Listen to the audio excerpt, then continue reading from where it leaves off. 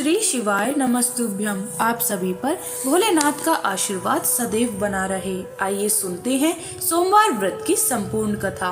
पौराणिक कथा के अनुसार अमरावती नगर में एक धनी व्यापारी रहा करता था। दूर दूर तक उसका व्यापार फैला हुआ था। नगर में उस व्यापारी का सभी लोग बहुत मान सम्मान करते थे। इतना सब कुछ होने पर भी वह व्यापारी मन से बहुत दुखी था, क्योंकि उस व्यापारी का कोई पुत्र जो नहीं था। दिन रात उसे बस एक ही चिंता सताती रहती थी कि उसकी मृत्यु के बाद उसके इतने बड़े व्यापार और धन संपत्ति को कौन संभालेगा। पुत्र प्राप्ति की इच्छा से वह व्यापारी हर सोमवार भगवान शिव की व्रत और पूजा किया करता था। सायंकाल को वह व्यापारी शिव मंदिर में जाकर भगवान शिव के सामने घी का दीपक भी जलाता था। उस व्यापारी की भक्ति देखकर एक दिन देवी पार्वती ने भगवान शिव से कहा, हे प्रभु, यह व्यापारी आपका सच्चा भक्त है। कितने दिनों से यह सोमवार का व्रत और पूजा नियमित कर रहा है। भगवान, आप इस व्यापारी की मनोकामना अवश्य पूर्ण करें। तब भगवान शिव ने मुस्कुराते हुए कहा, हे पार्वती, इस संसार में सबको उसके कर्म के अनुसार फल की प्राप्ति होती है। प्राणी जैसा कर्म करते हैं उन्हें वैसा ही फल मिलता है। इसके बाद भी देवी पार्वती नहीं मानी। उन्होंने बार बार आग्रह करते हुए कहा, हे महादेव, हे प्रभु, आपको इस व्यापारी की इच्छा पूर्ण करनी ही पड़ेगी। यह आपका अनन्य भक्त है। हर सोमवार आपका विधिवत व्रत रखता है और पूजा अर्चना के बाद आपको भोग लगाकर एक समय ही भोजन भी ग्रहण करता है। आपको इसे पुत्र प्राप्ति का वरदान तो देना ही हो। प्रभु, देवी पार्वती का इतना आग्रह देखकर भगवान शिव ने कहा, देवी, तुम्हारे आग्रह पर मैं इस व्यापारी को पुत्र प्राप्ति का वरदान देता हूँ, लेकिन इसका पुत्र 16 वर्ष से अधिक जीवित नहीं रहेगा। उसी रात भगवान शिव ने स्वप्न में उस व्यापारी को दर्शन देकर उसे पुत्र प्राप्ति का वरदान दिया और उसके पुत्र के 16 वर्ष तक जीवित रहने की बात भी बताई। भगवान के वरदान से उस व्यापारी को खुशी तो हुई, लेकिन पुत्र की अल्पायु की चिंता ने उस खुशी को नष्ट कर दिया। व्यापारी अब भी पहले की तरह सोमवार का विधिवत व्रत करता रहा। कुछ महीने पश्चात उसके घर एक बहुत ही सुंदर पुत्र उत्पन्न हुआ। पुत्र जन्म से व्यापारी के घर में खुशियां भर गई। बहुत धूमधाम से पुत्र जन्म का समारोह मनाया गया। व्यापारी को पुत्र जन्म की अधिक खुशी नहीं हुई, क्योंकि उसे पुत्र की अल्पायु के रहस्य का पता था, लेकिन यह रहस्य घर में किसी और को मालूम नहीं था। विद्वान ब्राह्मणों ने उस पुत्र का नाम अमर रखा।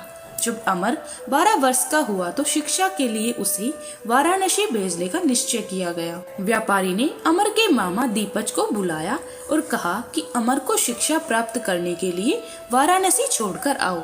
अमर अब अपने मामा के साथ शिक्षा प्राप्त करने के लिए चल दिए। रास्ते में जहाँ भी अमर और दीपचंद रात्रि विश्राम के लिए ठहरते, वहीं यज्ञ करते और ब्राह्मणों को भोजन भी कराते थे। लंबी यात्रा के बाद अमर और दीपचंद एक नगर में पहुँचे।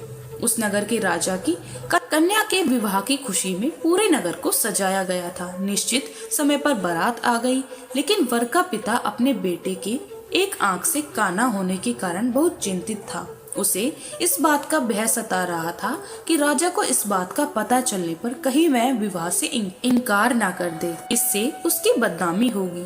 वर के पिता ने अमर को देखा तो उसके मस्तिष्क में एक विचार आया। उसने सोचा, क्यों ना इस लड़के को दुल्हा बनाकर राजकुमारी से विवाह करा दूं।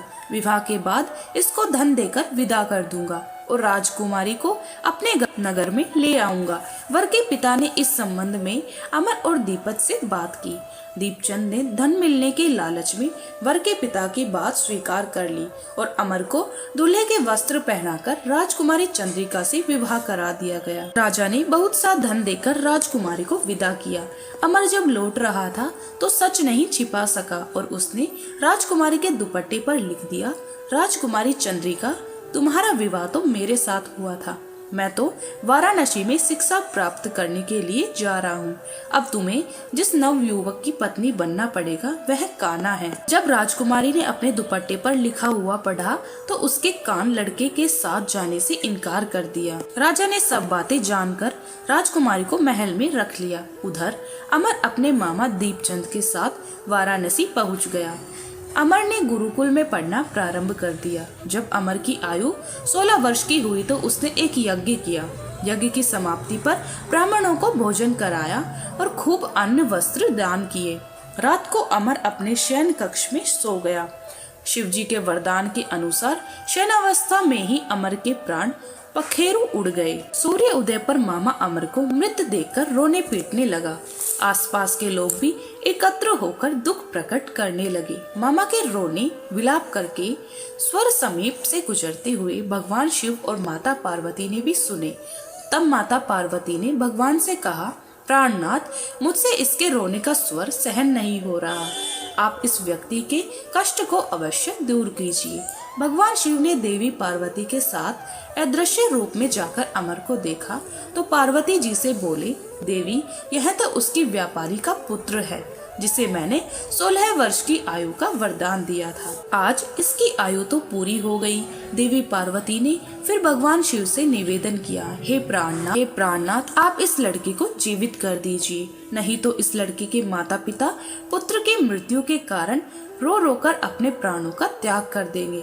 इस लड़के का पिता तो आपका परम भक्त है, वर्षों से सोमवार का व्रत करते हुए आपको भोग लगा रहा है। माता पार्वती के बार बार आग्रह करने पर भगवान शिव ने उस लड़के को जीवित होने का वरदान दे दिया और कुछ ही क्षणों में वह जीवित होकर उठ बैठा। फिर शिक्षा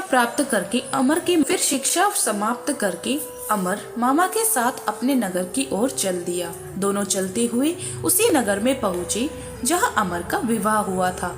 उस नगर में भी अमर के यज्ञ का आयोजन किया।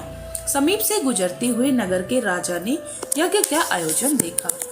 तब राजा ने अमर को तुरंत पहचान लिया। यज्ञ समाप्त होने पर राजा अमर और उसके मामा को महल में ले गया और कुछ दिन उन्हें महल में रखकर बहुत सारा धन वस्त्र देकर राजकुमारी के साथ विदा कर दिया। रास्ते में सुरक्षा के लिए राजा ने बहुत से सैनिकों को भी साथ भेजा। दीपचंद ने नगर में पहुंचते ही एक दूत को घर भेजकर अपने आने की सूचना भेजी।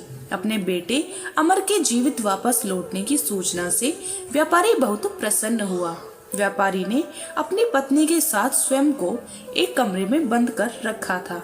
भूखे प्यासे रहकर व्यापारी और उसकी पत्नी बेटे की प्रतीक्षा कर रहे थे। उन्होंने प्रतीक्षा कर रखी थी कि यदि उन्हें अपने बेटे की मृत्यु का समाचार मिला तो वे दोनों भी अपने प्राण त्याग देंगे। व्यापारी अपनी पत्नी और मित्रों के साथ नगर के द्वार पर पहुंच गया। अपने बेटे की विवाह का समाचार सुनकर पुत्र वधू द्वारा चंद्रिका को देखकर उसकी खुशी का ठिकाना नहीं रहा। उसी रात भगवान शिव ने व्यापारी के स्वप्न में आकर कहा, हे श्रेष्ठी, मैंने तेरे सोमवार के व्रत करने और व्रत कथा सुनने से प्रसन्न होकर तेरे पुत्र को लंबी आयु प्रदान की है। यह सुनकर व्यापारी बहुत प्रसन्न हुआ। सोमवार का व्रत करने से व्यापारी के घर में खुशियां लौट आई। शास्त्रों में लिखा है कि जो भी स्त्री और पुरुष सोमवार का विधिवत व्रत करते हैं और व्रत कथा सुनते हैं, उनकी सभी इच्छाएं महादेव जी की कृपा से पूरी हो जाती है। एक समय श्री महादेव जी देवी पार्वती जी के साथ भ्रमण करते हुए मृत्यु लोक में अमरावती नगरी में आए। वहाँ के राजा ने शिव जी का एक भव्य मंदिर बनवाया था जो कि अत्यंत सुंदर रमणीक था, मन को शांति देने वाला था। भ्रमण करते समय भगवान शिव और देवी पार्वती जी वहां ठहर गए। पार्वती जी ने कहा, हे नाथ, आइए आज इसी स्थान पर चौसर पासे खेले। खेल प्रारंभ हुआ। शिव जी कहने लगे, मैं जीतूंगा।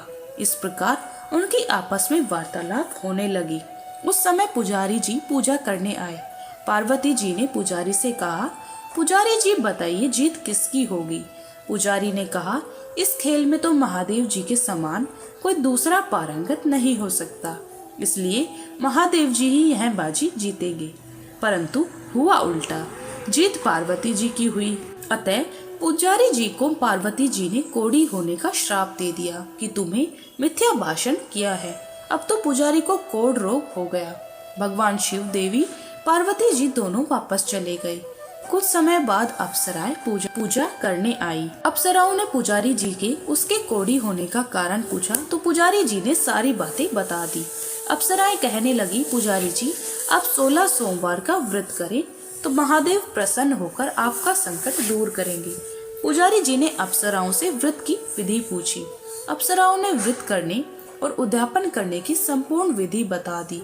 पुजारी जी ने विधि पूर्वक श्रद्धा भाव से व्रत प्रारंभ किया और अंत में व्रत का उद्यापन भी किया और 16 सोमवार व्रत के प्रभाव से पुजारी जी रोग मुक्त हो गए। कुछ दिनों के बाद भगवान शंकर और देवी पार्वती जी पुनः उस मंदिर में आए तो पुजारी जी को रोग मुक्त देखकर पार्वती जी से पूछा, मेरे दिए हुए श्राप से मुक्ति पाने का तुमने कौन सा उपाय किया? पुजारी जी ने कहा, हे माता, अप्सराओं द्वारा बताए गए 16 सोमवार के व्रत का पालन करने से मेरा यह रोग दूर हुआ है। पार्वती जी ने भी 16 सोमवार का व्रत किया, जिससे उनके रूठे हुए कार्तिकेय जी भी अपनी माता से प्रसन्न होकर आज्ञाकारी हुए। कार्तिकेय जी पूछा, हे माता, क्या कारण है कि मेरा मन सदैव आपके चरणों में ही लगा रहता है? पार्वती जी ने कार्तिकेय जी को 16 सोमवार के व्रत का महत्व तथा विधि बताई। तब कार्तिकेय जी ने इस व्रत को किया तो उनका पिछड़ा हुआ मित्र मिल गया। अब मित्र ने भी इस व्रत को अपने विवाह होने की इच्छा से किया। फलतः वह परदेश गया। वहाँ के राजा की कन्या का स्वयंवर था। राजा ने प्रण किया था कि हथिनी जिस व्यक्ति के गले में वर्णमाला डाल देगी उसी के साथ मैं अपनी राजकुमारी का ब्याह करूंगा। वह ब्राह्मण मित्र भी स्वयंवर देखने की इच्छा से वहां एक कोने में जाकर बैठ गया।